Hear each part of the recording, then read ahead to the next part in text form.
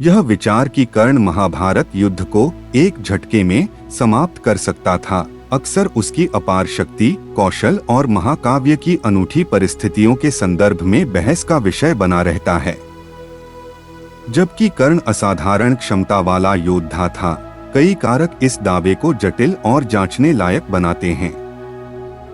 यहाँ एक विश्लेषण दिया गया है। प्रिय दोस्तों, इस कहानी को शुरू करने से पहले मैं आपसे अनुरोध करना चाहूँगा, अगर आपने अभी तक मेरे चैनल को सब्सक्राइब नहीं किया है तो कृपया मेरे चैनल को सब्सक्राइब करें और घंटी वाला बटन दबाएं। कर्ण को महाभारत के सबसे महान योद्धाओं में से एक माना जाता था, जिसका मुकाबला केवल अर्जुन और भीष्म जैसे कुछ चुनिंदा योद्धा ही कर सकते थे। उसके पास दिव्यास्त्र और बेजोड़ तीरंदाजी कौशल था।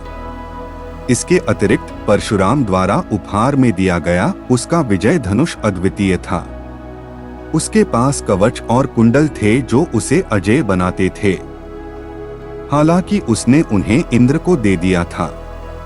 परशुराम के अधीन उसके प्रशिक्षण ने उसे शक्तिशाली हथियारों का ज्ञान दिया। कर्ण को युद्ध के आरंभ में ही नागस्त्र, एक दिव्य सर्प अस्त्र का उपयोग करके अर्जुन को मारने का अवसर मिला था। हालांकि जब अस्त्र निष्प्रभावी हो गया तो उसने इसे फिर से उपयोग न करने की कसम खाई, जिससे अर्जुन को निर्णायक रूप से पराजित करने का मौका चूक गया।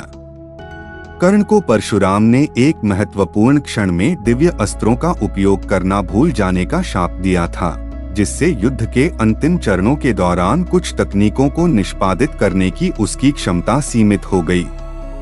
इसने एक ही बार में युद्ध को समाप्त करने की उसकी क्षमता को काफी हद तक बाधित कर दिया। महाभारत घटनाओं को आकार देने में भाग्य और दैवीय इच्छा की भूमिका पर जोर देता है।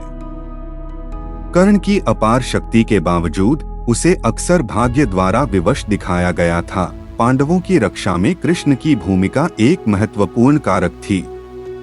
उदाहरण के लिए, कृष्ण ने अर्जुन के रथ को जमीन में दबाकर नागस्त्र से बचाया।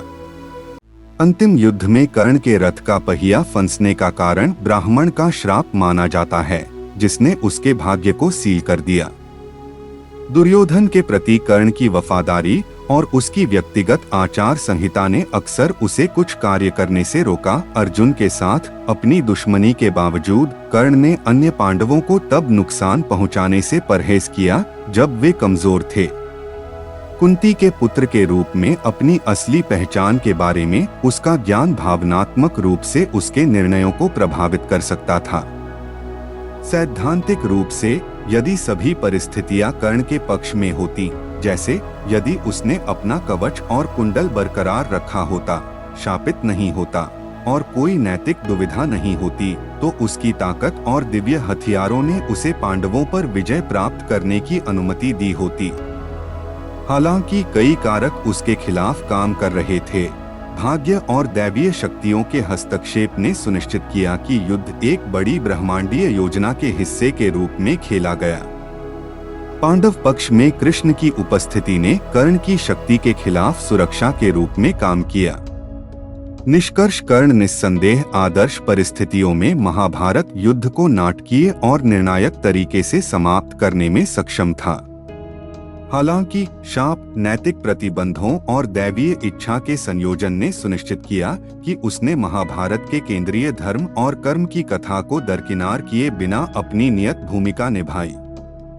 उनकी दुखद सीमाएं महाकाव्य के विषय को रेखांकित करती हैं कि सबसे शक्तिशाली नायक भी भाग्य से बंधे होते हैं।